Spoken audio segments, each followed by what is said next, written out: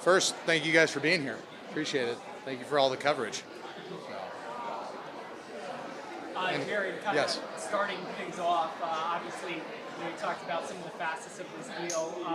Having an international company like this, do you expect this is something that could bring more international business forward? Yeah, that's absolutely part of the plan. So we're fortunate to start with a significant partnership with Inter&Co, and Brazil is obviously a very strategic market for us, locally and internationally. When you think about our demographics and where we live, and our players, our rosters, our GMs, and just the game of soccer, right?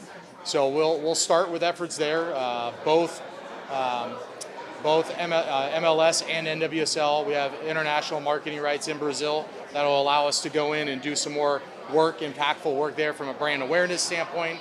Hopefully leading to friendlies with other clubs, like we have Flamengo coming next week on the men's side. Hopefully more things like that.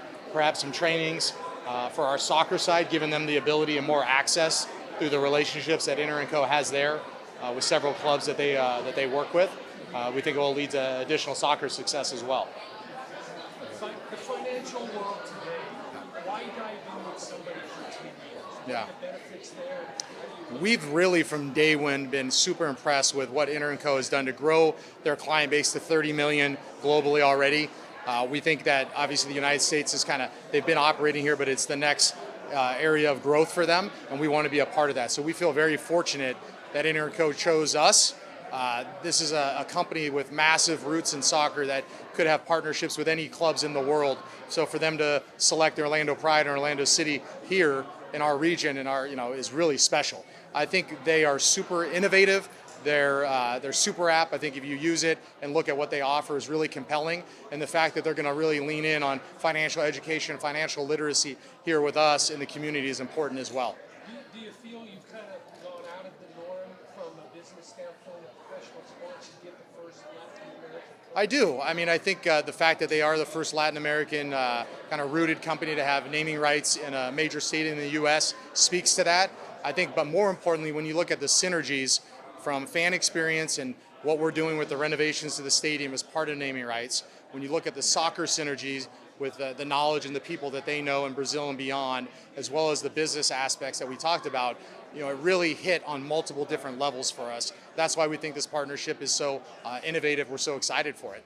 Why should fans be excited about this? Yeah, so with my fan cap on, number one, right, is a significant partner in the soccer world investing in our clubs. Right, that is the bottom line. They're willing to put their flag down here with Orlando City and Orlando Pride and invest in our clubs along with our owners to help us win championships, be competitive on both the men and women's side, and then the enhancements to the stadium.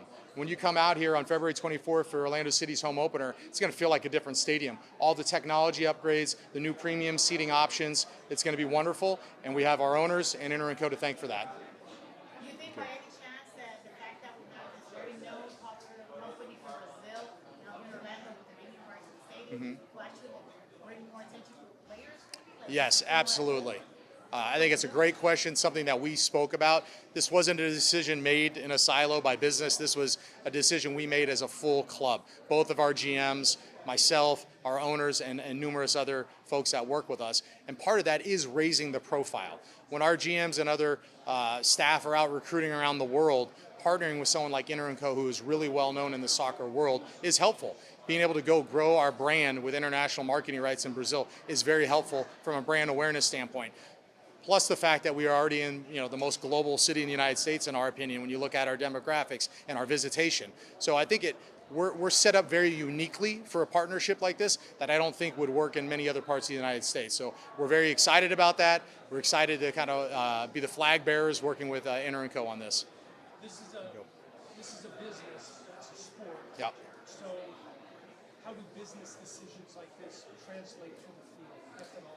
Yes, no, it's a great question. Every business decision ultimately translates to the field. We're here to be competitive, to win championships, to make our city proud. I think that started last year, 2 years ago, I guess now, with the U.S. Open Cup in 2022, winning our first MLS era trophy. And now we need to go win another one, right? And we need to do that with the women in Orlando Pride as well. So ultimately, every business decision we make is around two things. How are we bettering our competition and helping our soccer teams get better? And number two, how are we bettering and helping our fan experience get better? And I think when you look at our partnership that we formed with Inter&Co, that it hits on both of those areas.